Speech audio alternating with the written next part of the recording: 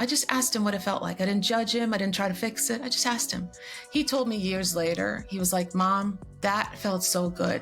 And that felt empowering to me. He didn't need to be lectured. He didn't want to be rescued. He just needed someone to sit with him in his pain. That is such a hard thing to do as a parent. Okay, Kristina Kuzmich, it is great to have you on the podcast. Interesting tidbit. I think I discovered you way before I even started TNE, because I think you've gone viral multiple times. And then as TNE picked up, one day I saw Kristina Kuzmich is following you. I'm like, oh, I don't know her, like I don't follow her, but I've seen her stuff, and that's when I knew I hit the big time. So, and now we're talking on the podcast. So great to have you. Thanks for having me. You know, Sharon McMahon introduced me to you. Really? Yeah, I was having lunch with her. She came to one of my shows. This is like 2 years ago. And we were talking about our histories and our childhoods. And she's like, you have to follow him. And I was like, oh my God, I love this guy. Yeah, I love Sharon. She's been on the show before. Her and I have talked for a while as well behind the scenes, and that is so cool. Well, I'm so glad that you found us and that now we're doing this podcast episode together. My audience might not know much about you because they're probably in the exvangelical deconstruction world, and you really don't operate in those spaces publicly anyway. So why don't you go ahead and introduce yourself to the audience? Sure. So I had a long history of lots of trauma. Grew up in the church, so we can go into that if you want, stuff from that. But eventually got married way too young, got divorced, had 2 little kids. I was broke, depressed, had a lot of people turn their back on me because you're not supposed to be divorced if you're a Christian. And eventually got remarried and all that. And then basically started posting these videos that I needed when I was sharing a small room with my kids and on food stamps and felt like a loser. And I really just did it as a hobby. I just wanted to encourage other parents. I sort of had this goal of being for others what I needed when I was at my lowest. And then to my surprise, it started to take off. And then all of a sudden I get a book deal, and then I get a comedy tour, and it just grew into this big thing. And then a few years into it, my oldest son started struggling with mental health really badly. And I have this rule with my family. Well, I will not say anything publicly on tour, book, video, nothing without their full permission. So nobody knew this was happening behind the scenes. And I'm showing up to these tours and smiling and trying to make people laugh and encouraging them. And really, I'm trying to encourage myself. So eventually he decided he wanted to talk about it publicly, and we wrote a book about it together. Okay, a lot to unpack there. I know. I tried to fit it all in 2 minutes.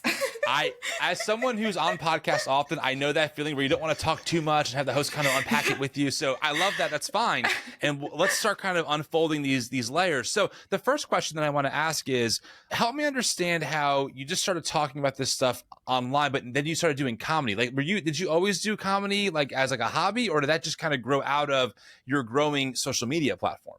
So my first few videos I posted were all funny because humor has been a way for me to deal with stuff. I grew up in Croatia. When I was 12 years old, a war started there. And in the midst of this chaos and fear, my grandfather has a heart attack right in front of me. And what does 12-year-old Kristina do? She writes the silliest, funniest song about bombs going off and my grandfather fall. So humor, my entire life has been a way for me to deal with stuff.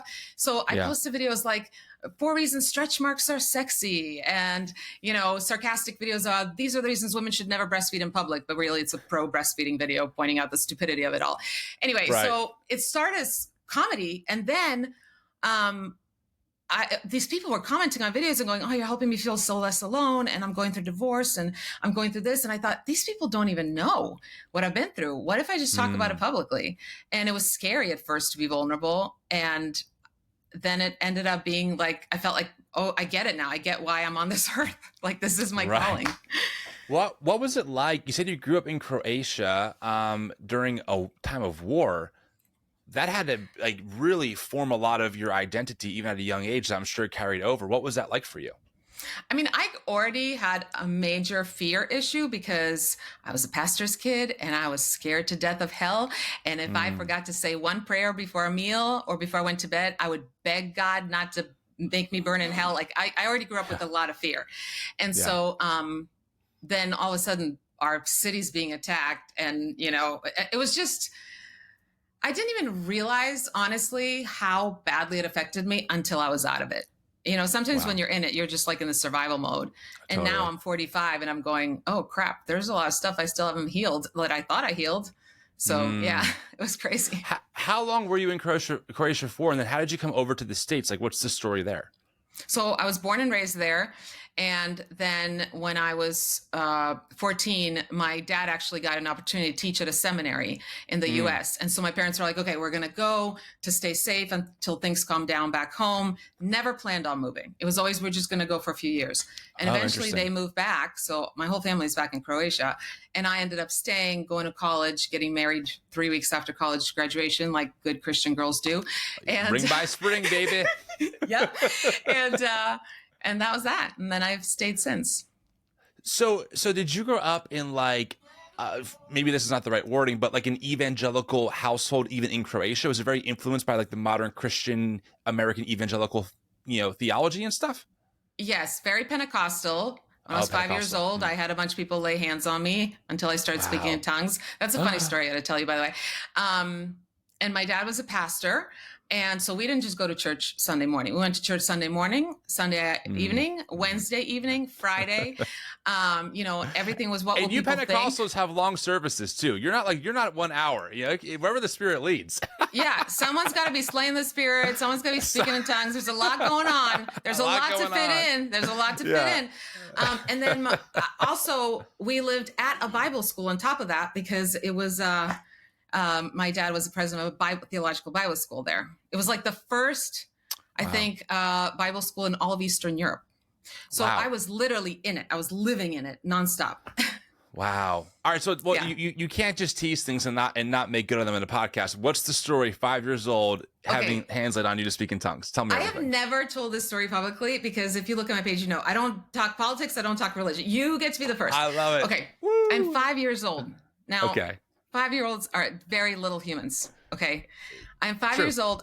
I don't know how many. I'm going to say I have 4 or 5 adults. I'm sitting on a chair on me, like hands on me. So they're like giants to you. They're just these massive giants. They need me to start praying in tongues. They're just praying that God will give me the gift. And all of a sudden I feel like I have to pee. I have to pee. But how do you pee when you got, and they're very serious about this. So I start going, just so that I could go pee. Literally, I just needed to go pee. So then I go pee, but my 5-year-old brain's like, wait, was it because they're all excited? They're all of a sudden these adults are going, I'm so proud of you. I never got that kind of attention before. This is amazing. So my little brain can't process it. So I'm going, wait, maybe I really do speak in tongues. I do have the gift. And so it all started with just my bladder being full. And then for the next, I don't know how many years, 20 maybe years, I literally am made to feel guilty if I'm not speaking in tongues because God gave you this gift. And you're not using it, you're not grateful. So, I mean, you can imagine the layers on that, but, I certainly can. So I guess I never was sure if it was real or if it was just Kristina forced herself to do it because of the bladder issue. Yeah, your poor little 5-year-old bladder can only hold so much. You gotta go. Go. So. I just gotta pee. If I say these random words, maybe they'll let me go pee. And okay, wow. Well, thank you for sharing that part of your story with us. It really means a lot as an exclusive here. I feel like a real tabloid magazine. I got the inside scoop. Okay, so this is very interesting because you obviously, yes, it sounds like you were shaped by so much of what maybe you and I could even find a lot of overlap on, but you're still in Croatia, so there's different culture, different context. You end up coming over to the States. You end up staying. Your parents and family go back. How bought in were you to like the Pentecostal theology belief? Like, were you someone who, like myself, I was all into the current evangelical structure in all different kinds of ways. Did you like deeply believe? Were you kind of always on the fence? And then at what moment did things start shifting for you? So it's interesting. I was all in, very involved in the youth group in the American Assembly of God Church, went on the mission trip and raised the money to go and help all those poor ignorant people in other countries. You know how they, obviously I don't really believe that. Right. But the weird thing is I always questioned things in a way that my other friends didn't who were in the church. So for example, I never really understood, why is it wrong to be gay? They're not hurting anybody. I don't get I don't understand why murder's wrong. I understand why stealing's wrong. But so I always sort of questioned certain things. And at the same time, I think it's like the pressure and the guilt that you're like, okay, whatever, I'll figure that out later, but I have to believe, like I have to follow this road. I didn't even, it's crazy. My son, and we can get into that later, but my son, who was struggling with mental health, he's the one that when I was already like in my 40s said, Mom, I think you have anxiety. I was like, what?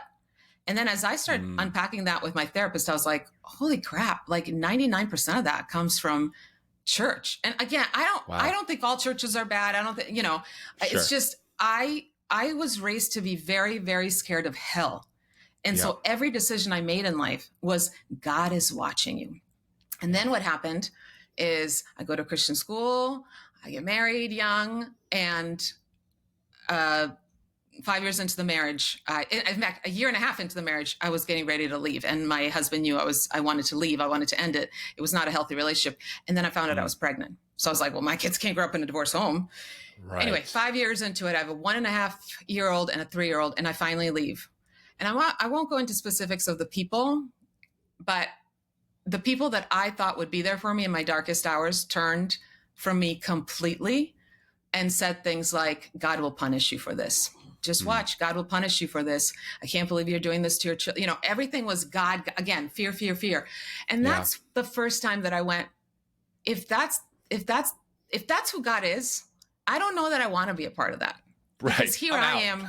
Yeah. Because here I am completely depressed. I didn't even ask for any child support. I'm broke. Like I said earlier, I'm on food stamps. I can't afford an apartment just first. We have a roommate.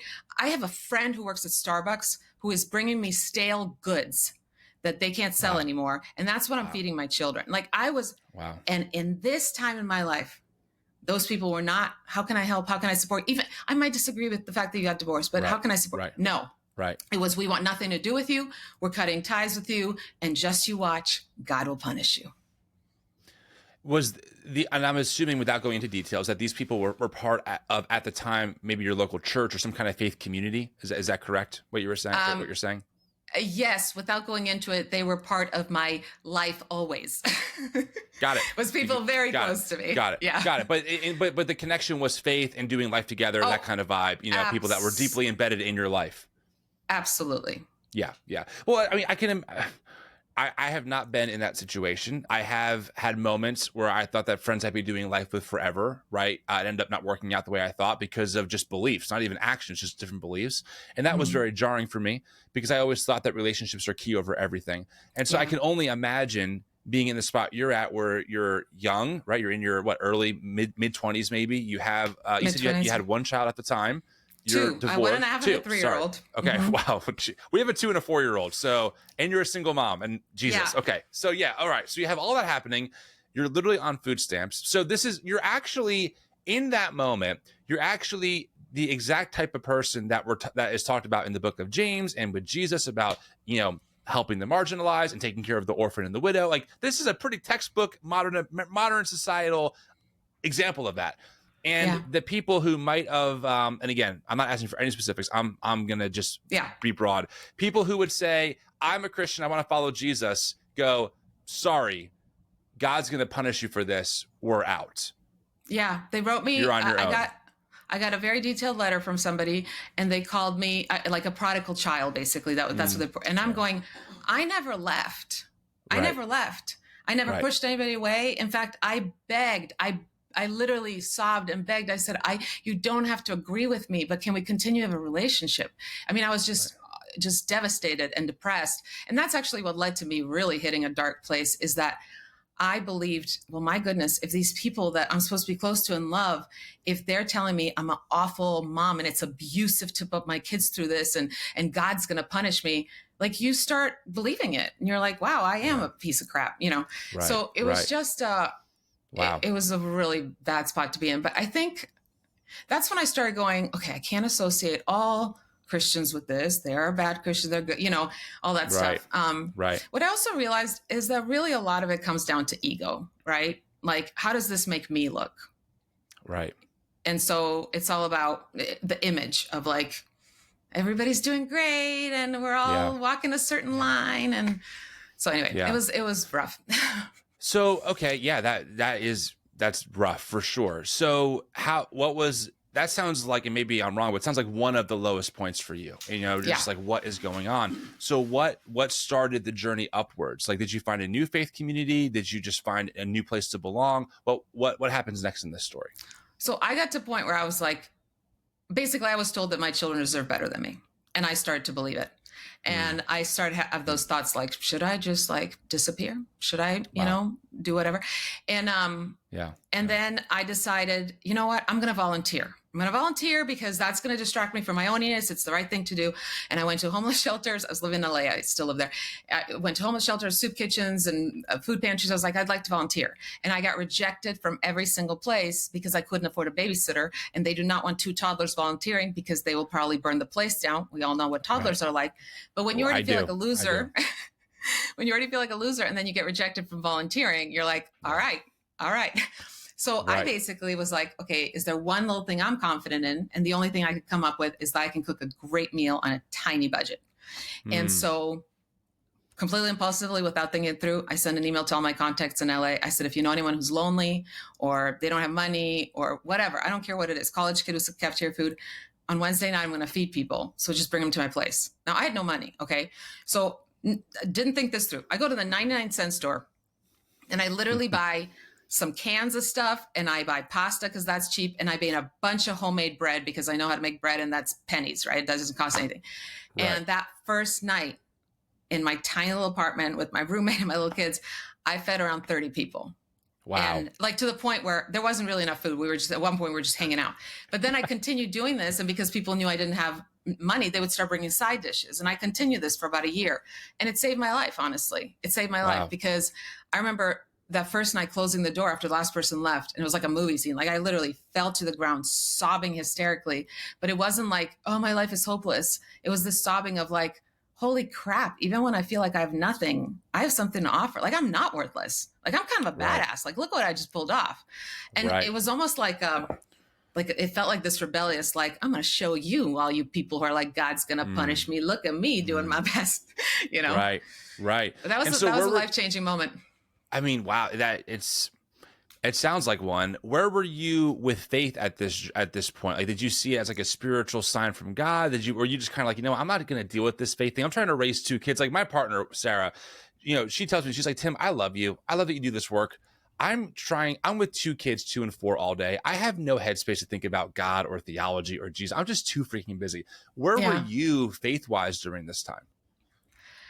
I was in a real struggle because again, so many people closest to me who really influenced my faith have turned their back on me, right? And threatened basically with God punishing me. Yeah. And then on the other hand, I'm still completely, I hate to use this word, but brainwashed, right? And so I'm convinced that I have to, like bad things will happen if I don't believe this. So I felt very much like confused is the best way to say it. I was wrestling with it. I didn't really fully go, whoa, what happened until my son started struggling weirdly. And I was definitely constantly back and forth. And I don't like this about church. And I'm not sure about this. And I don't know if I believe this story I was taught. But I didn't completely sort of shed it until way later in life, unfortunately. And I wish I had earlier because it caused a lot of issues. Okay. So you get remarried, right? Yeah. Is that correct? And then did you have more children? 1 more. Okay. And then your son, is this your oldest, middle child, youngest? My oldest. Okay. So at this point, you go viral online, you're remarried, you're kind of, you found a career in like this comedy online space, you have a book deal, etc. Basically, sorry, I was just going to tell you, God, they said God was going to punish me. He punished me with an amazing husband who I adore and a career where I get to pursue my passion and do what I love. I mean, the best punishment ever. Wow. Awesome. I mean, what a heart. It sounds like God was really out for you, I mean, the lightning bolts you had to dodge them your whole life. I mean, it's amazing, right? It is. And I think there is this thing, I think for a lot of people where you hear these words, but then your life experience doesn't match the words. And you're like, I'm not sure if this punishment's going to happen the way that you described it. And it could be very jarring in a good way where it kind of wakes you up, makes you go, well, then what else was or wasn't as accurate as I was taught it was? Yeah. So you take off in the public light, you're doing this stuff. And then you mentioned earlier at the beginning of this conversation, you had a personal rule. I'm not going to share about family stuff without anyone's consent. And all this is happening, and your son is having major mental health struggles. So like, when did you first start noticing that? Were you on tour at the time? How are you balancing being Kristina online versus the Kristina at home with your family? Yeah. So the crazy thing is one of the first videos that went viral, and my son's always been kind of a private person, but he decided to do this fun video with me where he talked about 4 ways to deal with a bully. And he was 11 at the time. And he's just, you can, if anybody looks it up, he's just full of life. And he's, just this fun kid. And that's how it was at the beginning when my career. So everything was going great. Yeah. And then he starts the teen years and I notice a lot of changes and I'm like, I know what this is. This is teenage hormones. I got this. Right. Which was my first mistake. I came from a place of assumption instead of a place of curiosity. And then eventually got worse and he started getting aggressive. He was never aggressive before. And now he's doing drugs. And it's just like spiraled into this thing. And we got him a therapist because I didn't know what else to do. And then through that, realized that he's severely depressed. And then one day when he was 14, I flat out just asked him, have you ever thought about hurting yourself? And thankfully, he told me honestly that yes, he said all these suicidal thoughts and my whole world just, you can imagine as a dad, like everything changes and that's instant. Yeah, my kids are 2 and 4 and, we think a lot about, okay, what are they going to be like when they get older or, become teenagers? And yes, you're completely right. If my son came to me at that age, or if I came to him and said, hey, I'm so concerned, I have to ask you a very personal question that can literally mean life or death, and they said yes, that would be a 5-alarm fire in my brain. And I'm very much a fix-it person naturally. Like, okay, let's solve it. Okay, what's the formula? What do we need? What hospital we go into? So you're just going to be magically healed. Especially, I'm not sure how you are with anxiety, but my anxiety tends to manifest when I feel out of control about a situation that I really can't control. Not like in a aggressive, like narcissistic way, but just like a way when I know I can't do anything to fix the problem, right? So if my wife's having a really bad day or something happens in our family that's tragic, right? I can't console her enough to make her feel better. And that just really gets at me. So I could imagine for you, based on what you've told me, it sounds like maybe we have some overlap there where you're kind of in the headspace of like, great, like, hey, no problem, nothing we can't solve together. Then all of a sudden you're in this situation where you can't solve it the way that maybe you thought initially. Is that kind of correct? Or what was that like for you hearing those words? That's exactly what it is, which is why my book is called I Can Fix This and Other Lies I Told Myself While Parenting My Struggling Child, right? Yeah, that subtext is pretty important, right? Yes, exactly. Because I went into this very much, a good parent, this is what I was taught. A good parent sees a problem and they figure out how to solve it. That's it. Yeah. If you can't do that, you're not a good parent. And so I went into that mode and I went into control and all my fears. I didn't even realize how much fear I had in me from all the other stuff, crap from my childhood. All of that came out and I was parenting out of fear. My son actually wrote the last chapter of this book. So you get to hear from a teenager himself. And he actually wrote in it. I didn't even know this, by the way, until I read the first draft. He wrote in it how when I was coming from a place of fear, it made it so much worse for him. Because now he doesn't have anybody steady. And I didn't even know that because I'm doing the fake thing. Like, we're fine. We're fine. Yeah. Everything's going to work. But they sense our energy, right? Yes. Totally. And, that's when I really started back the faith thing going, why do I have these thoughts that are not important right now? Like, what will people think? Yeah. And, everybody and their mother telling me, we just need to pray about it. We just need to pray about it. I'm like, if somebody has a heart attack right in front of you, you're just going to pray about it. Or you're actually going to get them help. Like this is, Totally. And so that's when I started. And I actually remember I had to call the police on him, unfortunately, one evening. And never, ever thought I would have to call the police on my own child. And they had to take him on a psychiatric hold and they have him in handcuffs and they're putting him in the back of the car. And we were new to the neighborhood. So I didn't really know the neighbors. And I noticed 2 neighbors across the street staring, kind of whispering. And I'm bawling. And I remember out loud whispering, no, thank you. And that sort of became my thing. Like, no, thank you. I'm not going to pick that up. I'm not going to pick that up. But then when I went back, I realized I grew up with what will people think? What is the image that we are portraying? And that was so ingrained in me. And I had to fight that so hard because if I didn't say no, thank you. And if I picked all that up, I would never have been able to focus on what really matters. Right. How old is your son now? He's turning 21 this summer. Okay. Wow. Okay. Yeah. So this is like a pretty, within the past like decade or so, all this stuff is really happening and going down. So this is pretty, it feels like it's pretty fresh. It was 6 years of hell. Never thought he would talk about it publicly. And then he decided to. And so that's why we wrote this book together. But the last chapter that I wrote before his chapter is all about my PTSD, because even now, if he calls me up and he sounds a little down, I'm on tour right now, I'm freaking out. You know, I'm trying to stay calm. Then I call my husband, what's wrong? If he moves the cup at dinner a wrong way, oh my gosh, you know. So I'm having to deal with my own like PTSD. Because once you live through any parent knows, once you live through that hell, it's like, are we going back? Are we going? Because it got really bad. Again, you know, he was hospitalized, police was involved. At one point, his psychiatrist said, you need to hide every knife in the house. If he sees it, he will hurt himself. You have to hide every knife, and you have to call every house he goes to, and you have to make sure that they don't have any guns. It was like this whole meeting that was like, what is happening? So for, I don't know how many months, we would hide the knives, have them locked in the garage. And if I was making dinner, I'd have to quickly, you know, chop up my onion, wash it, and take it back and lock it. And any parent that's lived through that hell, it's like, how would you not have PTSD? You know what I mean? It's hard. Listen, if I'm the kind of person where if my son develops a rash, that is totally normal. I'm like, hospital? Like, what? And my wife is like, you're over it. You're no, not even close. I'm like, are you sure? And I'm checking every 5 minutes. Okay, is it getting worse? I'm taking pictures. Is it worse than it was 5 minutes ago?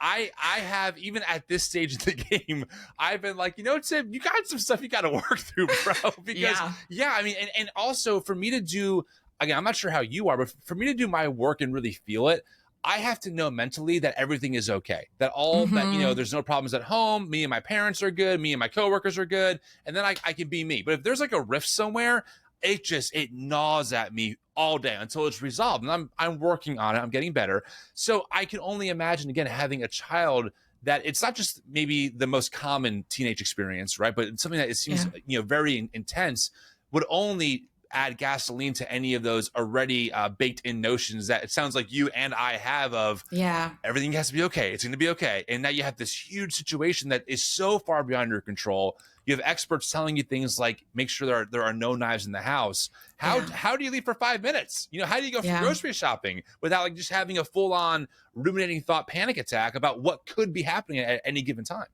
Yeah. I wrote in the book how, okay, so you know, because you have two kids, you know how when you have a newborn and they're so still the way they're sleeping, so sometimes you put your face close to them and be like, oh my gosh, I just want to feel their breath. Are they okay? Totally. Okay. The little hand on top of the stomach, you know, okay, I can feel it. Yeah. So I write in the book how I used to go into my son's bedroom multiple times a night when he was 15, 16, 17, putting my face close to his to make sure he was still breathing and I hadn't taken his life. So I was functioning on very little sleep. I was a mess. And one thing that I mean, there's so many things that the book is so full of like the mistakes I made. But one thing I wish I thought about so much sooner when my kids were much younger is what unhealed parts of myself am I bringing into this? Because I wasn't able to be the best support system for him until I really dealt with me. You know, my whole energy was like, we got to fix this. We got to control this. When really what we needed to fix and control was me. That's what we needed to fix and control, me. And by the way, that was the only power I did have, right? To work on me. And when I did, that's when my son and I became super close and he started really opening up and he was open to help and he started getting healthier. Things changed after I worked on me because he needed a steady parent who didn't have all this baggage that they were bringing into it and who wasn't trying to control everything and instead spent every second connecting and standing in awe of his story, not what I was told his story should be, not what people will think, not what I decided that this is what his life should look like. I had to stand in awe of his story and just be a student. That's what I had to do. And that's not what we're taught in the church. No, because good parents control everything and their kids listen to them and, you know, all those messages. Yeah, you're the authority figure and they just follow along, yada, yada, yada. Yeah, I mean, what was it? I had to imagine that this whole situation had to put a major stress just on the family dynamic as a whole. You have other kids, you have a husband. You know, what was it like navigating all of these different relationships and also you're a content creator. I know as a fellow content creator, people think, oh, you just wake up and go video and you go viral. Yeah, right. LOL on that, right? And then, of course, you know, you can live and die by refreshing your screen. How's the video doing? How many shares? How many likes? That's a whole different set of what could be very anxiety inducing, right? So you're doing all of this while having a family. What were all those other dynamics like for you at that time as well? Well, with the kids, and I'll say this on purpose because this is something every family needs to hear. I kept checking on the younger kids because they unfortunately witnessed their brother being hauled off. They also witnessed their brother screaming awful things, because his depression often showed up as anger, screaming awful, violent things in my face, punching holes in the wall. I mean, they witnessed too much. And so I would check in on them all the time and go to my daughter and go, what if you talk to somebody, you know, be good. We all need therapy and blah, blah, blah. And she was like, I'm fine, Mom, I'm fine, I'm good. And my little 4-year-old seemed fine. We were told, like, check if he's eating, if he's playing, if he's doing all this normal stuff. Months later, I find out my daughter's been really struggling. And when I finally asked her, why didn't you tell me? She said, Mom, I just didn't want to add more stress. And that's the thing that a lot of parents, when one of our children's behavior is screaming for constant, urgent attention, and we are at our breaking point, it is so easy to convince ourselves that the other children are doing just fine. And we just believe, they say we're okay, we believe them. And then my little one, he seemed fine. He was 4 years old. He still was doing all this stuff. Nothing was changing. We didn't see anything. One day, my husband's asking him to clean his room, and the 4-year-old's just like, oh, whatever. And he's asked him again and again. And by like the third time, my husband says, hey, bud, if you don't listen, we're going to have a little talk about it. And my 4-year-old looks at him and he goes, Daddy, is that when you call the police and they take me away for a very, very, very long time? Oh my goodness. And my 4-year-old had been like holding this thing inside him, and none of us even knew it. So, you know, there's just so much to balance there. And I wish, obviously, you know, that I had dug in deeper with that. My marriage fell apart. My husband, you know, again, I don't write anything without everybody's blessing. And my husband was sweet enough to let me share this, but our marriage just fell apart because to me, marriage started feeling like yet another thing on my emotional to-do list. Yeah. I was like, I don't have time to invest in one more thing. I'm trying to save a child. I have 2 other kids struggling. And thankfully, and I write in the book, it's a long story, how we rebuilt it, and we are better than ever. I am so glad neither of us walked away during that time, because we really are stronger than ever. And I adore that man so much. But when one person struggles, it affects the whole family. And at the time, all of a sudden, my followers noticed, she used to only talk about parenting. Now she's making all these videos about mental health. And nobody knew what was happening behind the closed doors, but that was therapeutic to me. I am going to end the stigma. I'm going to end the shame, because I'm showing up to these support groups with my kid every single week. And every few weeks, there's a kid that doesn't show up because they took their life. And I'm going to, I have to do something. So I started creating content around that, and nobody even knew that the real reason was I'm trying to save my kid. Right. Whew. Yeah, no, that's really good. And I think, you know, I often underestimate how many people hear this stuff and how many folks are going through things that you just never know. And I'm very confident that your story, while definitely a difficult one, is not unique in the sense of there are other people who are probably saying right now, oh my God, thank you. This is me. This is really helpful. So I really applaud you for going public and for your family being okay with it, because I think it's going to help a lot of people. I'm curious, you know, I think about a lot, especially in Pentecostal circles, how mental health is so stigmatized, right? Oh, it's demonic oppression. Hey, just read the Bible more. You just need more God in your life. Worship harder. I had my own very intense, to use an evangelical term, season of very intense anxiety and ruminating thoughts. I mean, I lost 30 pounds in a month. It was a whole thing.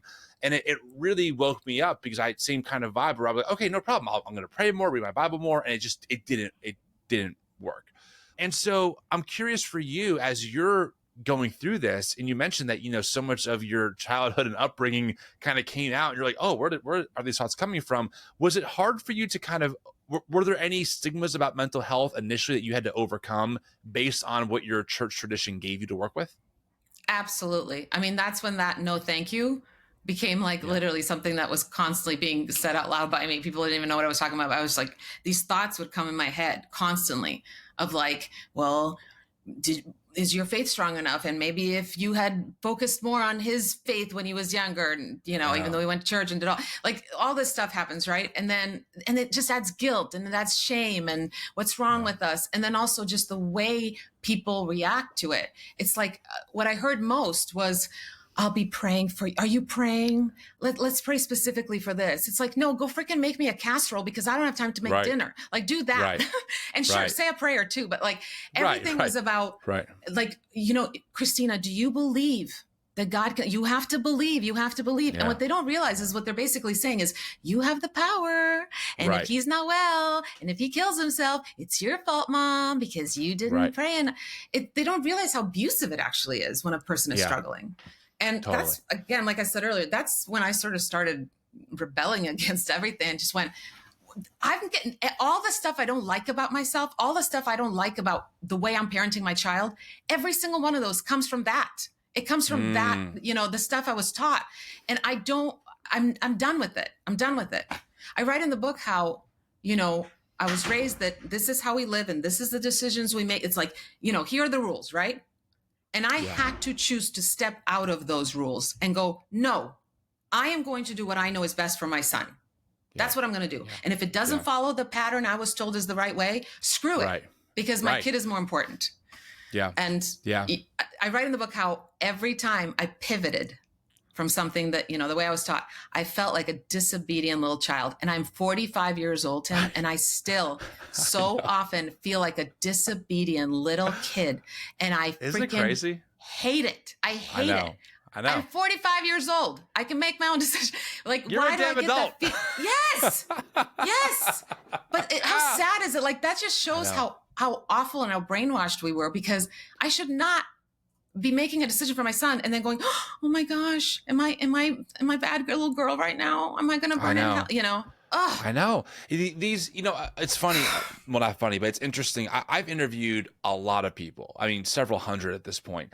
And when I can always tell when someone converted to evangelicalism later on in their life versus when they grew up in it, because when you grow up in it and you're taught at age 5 or 6, what we're talking about, the fear of hell, God's judgment, it takes root deeper in your psyche than as if you were 18 or 20 and converted and then left it. I can tell every time, because you're right.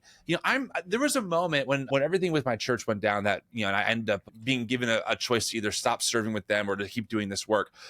I felt so much weight from my pastor. And then one day I'm like, wait, I'm 32 years old. I'm a father. Why does this dude have so much weight in my life? Like, he actually has no real authority, but somewhere in my mind, I've given him this like parental, spiritual figure level of authority in my life that's giving me anxiety. Why do I honestly care?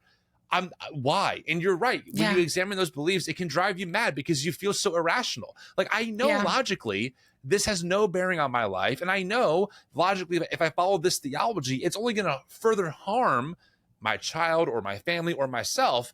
Yet I feel this obligation, like somehow I'm doing something wrong because I'm leaving it behind, even though the theology is so toxic. That is a mind fuck, frankly, if I can just say it out loud. That is a total mind fuck. And it can weigh on you even at 35, 45, etc. Yeah, I realized that so many of the decisions that I made in my life and parenting and marriage, everything, came from this need to be approved by people who are just as flawed and usually more flawed and messed up than I am.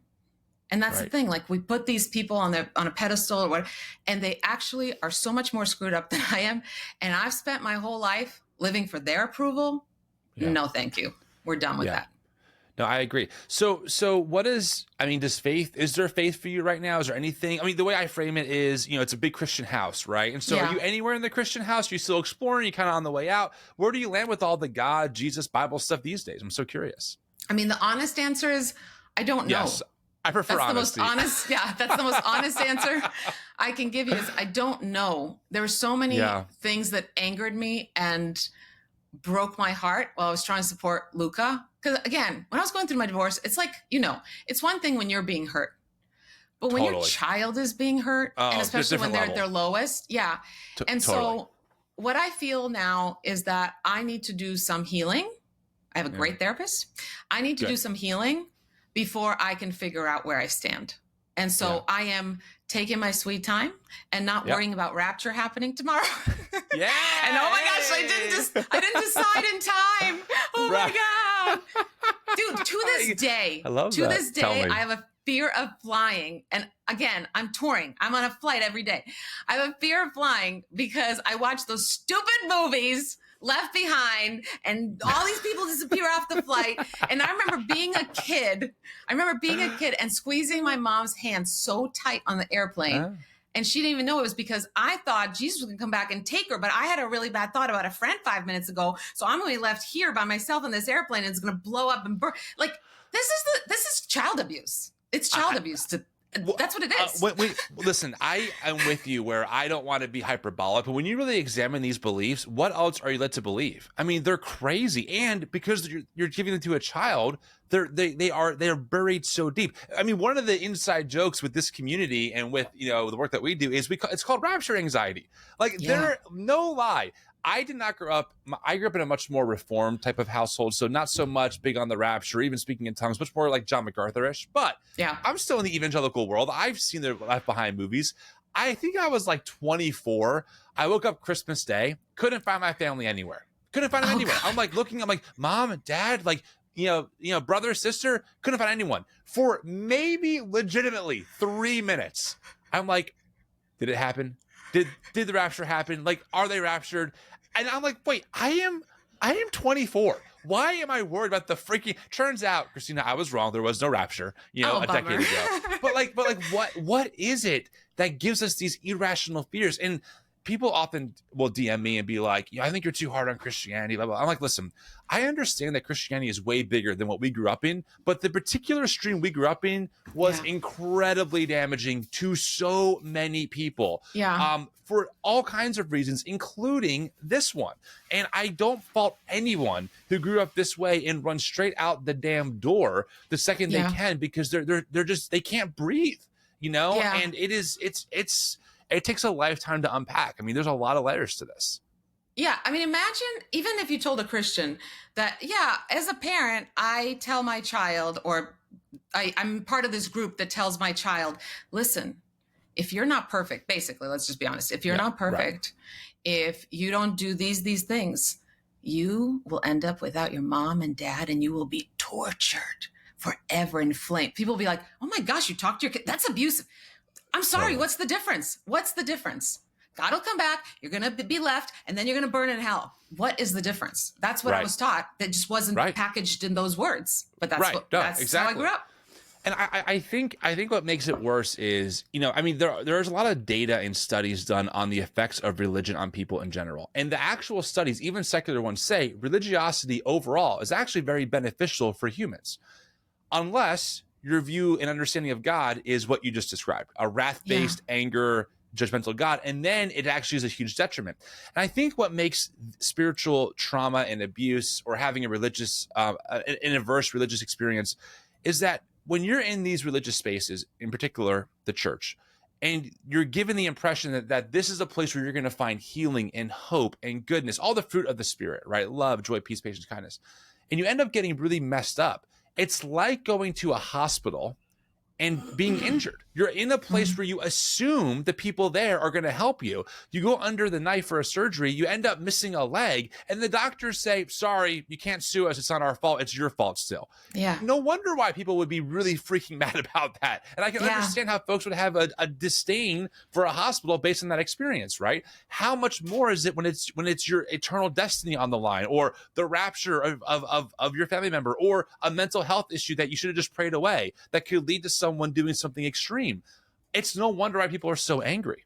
Yeah. And I feel like one of the reasons that I've had a hard time sort of just healing from it and processing it is, okay, so it comes from my childhood, but now as an adult, I am still the people who judge me, the people who, by the way, online, I'm sure you know this, the people who are the most awful always have, for some reason, a verse in their bio. Oh yeah, Jesus in bio somewhere. Always.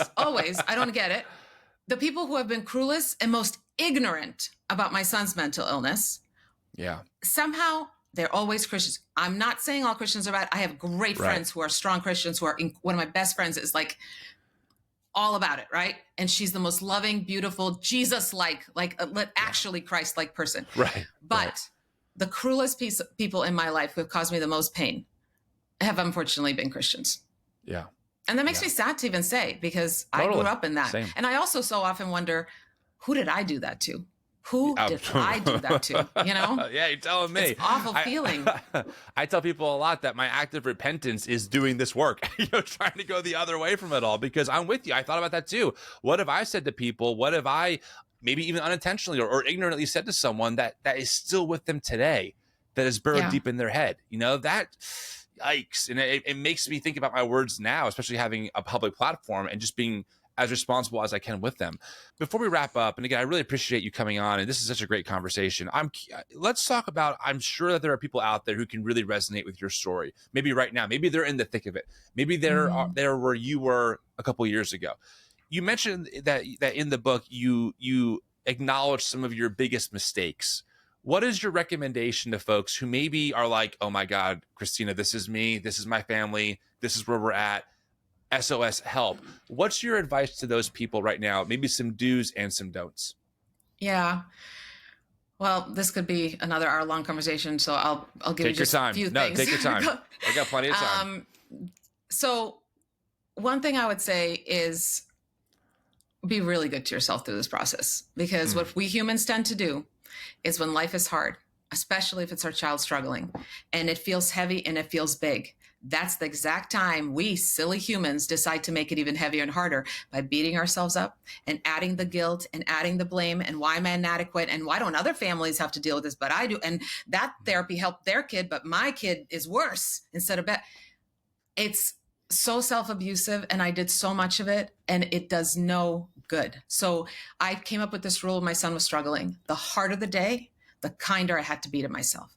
And I would just make myself, treat myself like I was my favorite person who could do no wrong. Oh, you messed up? Forgive yourself. It's all good, all grace, all kindness, because we tend to be really cruel to ourselves. And then the other thing I would say is sort of like what I said before, try your hardest to not try to control the situation. The only thing I actually had control, I had no control over my son's mental health struggles. I tried to fix it. I couldn't. I had no control over the chaos my family was going through. The one thing I could always control was me. And so what I realized is that I have to connect. I have to connect. And you can't control and connect at the same time as a parent, by the way. I've tested out for all of you. You're welcome. You cannot do both. Taking notes. Cannot do these things at the same time. The quick story I'll tell you is, when I would see something, my son would punch tiles, for example. That was one of his ways to, self-harm, and he would just be bloody. And I'd be like, Luca, you can't do that. Oh my goodness. Blah, blah, blah. That was my reaction, right? Which normal parent reaction. And then I remember doing all this work. I walked by him in the hall and I see his blood on his arms, and I lift his sleeve and I noticed that he had been cutting. And everything inside me wanted to do the whole, Luca, oh my gosh, what are you thinking? That energy. And instead I just looked at him. I said, can I meet you in your bedroom and I'll help you clean that up? Just very calm. And then I met him in his bedroom and I sat next to him on bed and I just started cleaning the blood off his arms. And again, everything inside me is just wanting to tell him, you can't do this. You can't, And instead I just said, can you help me understand what it felt like? Did it take away your depression? Did it help? And he was like, no, it didn't help. I said, okay, how about maybe next time then, if you want to try something to numb your depression, you can talk to me first or call a friend or somebody. He was like, okay. And that was it. And we had this beautiful moment where I just asked him what it felt like. I didn't judge him. I didn't try to fix it. I just asked him. He told me years later, he was like, Mom, that felt so good. And that felt empowering to me, because he just needed somebody to validate him and to sit there. He didn't need to be lectured. He didn't want to be rescued. He just needed someone to sit with him in his pain. That is such a hard thing to do as a parent. But every time I've been able to do that, and I still mess up all the time, that is when we really connect. And that's when he tells me, that's when I feel the most supported. And even now, I mean, he wrote a lot in his chapter. So I hope people read it, even just for that, or have your teen read it, his chapter. But he wrote in his chapter how every time I was able to just validate him and, all that, he felt supported and he felt like he could, breathe and be honest and open up to me, because Mom's not going to freak out. They need somebody steady. Right. And now pretty much every day I will say to him, is there anything I can do to support you today? And to me, that's a way of telling him, I want you to trust yourself. I want you to trust yourself, and you tell me what you need. And I'm just here to support you. And that's another thing I feel like in the church, we're taught, parents got to be leaders and our kids better be good listeners and follow. Yeah. No, my son needed me to not lead, but stand next to him and say, help me guide you. Teach me. Please teach me. Wow. Yeah, that's powerful. How's your son doing today? He's doing well. The way he describes it is, he says for him, mental health is kind of like a tug of war. Some days he feels like he's winning and some days he feels like he's losing. But through all the therapy and the support and all the work we did together, he's learned some amazing coping skills. So even a few weeks ago, he started struggling a little more, and he said, I need to go to therapy more often, and I'm going to start working out again because I know that helps, and hobbies help. And he has tools now. And he's always going to struggle. We're all going to struggle at some point, right? Yeah. But if we can give our kids the tools, that's all that we can do. I love that. Man, Kristina, this was such a roller coaster of a conversation. We laughed, I cried.